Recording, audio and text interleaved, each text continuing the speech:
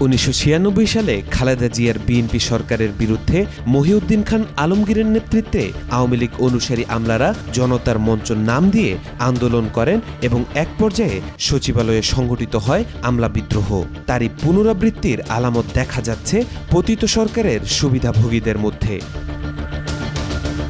প্রশাসনের প্রাণকেন্দ্র সচিবালয় সহ সরকারি অনেক দপ্তর ও সংস্থায় এখনও রাজত্ব করছেন পতিত শেখ হাসিনা ও আওয়ামী লীগের আস্থাভাজন সুবিধাভোগী কর্মকর্তারা।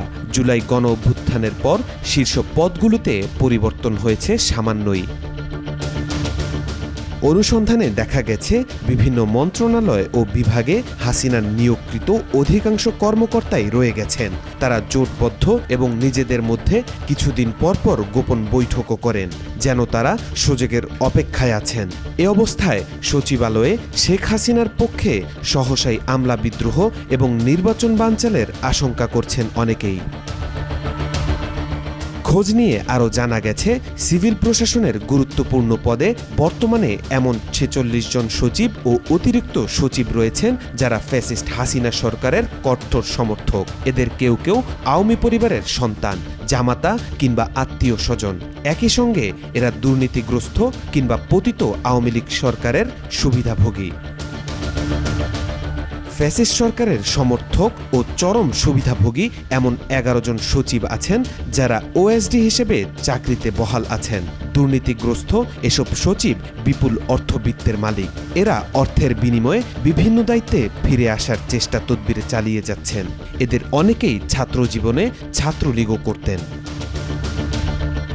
2024 সালের 5 আগস্ট পরবর্তী এক বছরে উচ্চপদে নিয়োগ ও পদোন্নতি পর্যালোচনা করে দেখা গেছে, ফ্যাসিস্ট হাসিনা সরকারের পদলেহী ও সুবিধাভোগী কর্মকর্তারাই সচিব পদে বেশি পদোন্নতি পেয়েছেন। হাসিনা সমর্থক সচিবদের অপসারণের জন্যই জুলাই ঐক্য, বৈষম্য বিরোধী ছাত্র আন্দোলন এবং বৈষম্য বিরোধী কর্মকর্তা ঐক্য সহ বিভিন্ন সংগঠন দাবি জানালেও এরা বহাল তবিয়তে দায়িত্বে থেকে কাজ করে যাচ্ছেন। সরকারের অন্তত 4 জন উপদেষ্টা আছেন যারা তাদের প্রোটেকশন দিয়ে যাচ্ছেন। পররাষ্ট্র ক্যাডারের কর্মকর্তা ব্যতীত বিদেশে মিশনে কর্মরত আওয়ামী ফ্যাসিস্ট কর্মকর্তা যারা কমার্শিয়াল কাউন্সিলর, শ্রম কাউন্সিলর, ইকোনমিক কাউন্সিলর এবং মিনিস্টার পদে কর্মরত আছেন, তারা সেসব পদে এখনও রয়ে গেছেন। এদের দেশে ফেরত আনা হয়নি। অথচ এরা ফ্যাসিস্ট শেখ হাসিনার এজেন্ডাই বাস্তবায়ন করে চলছেন।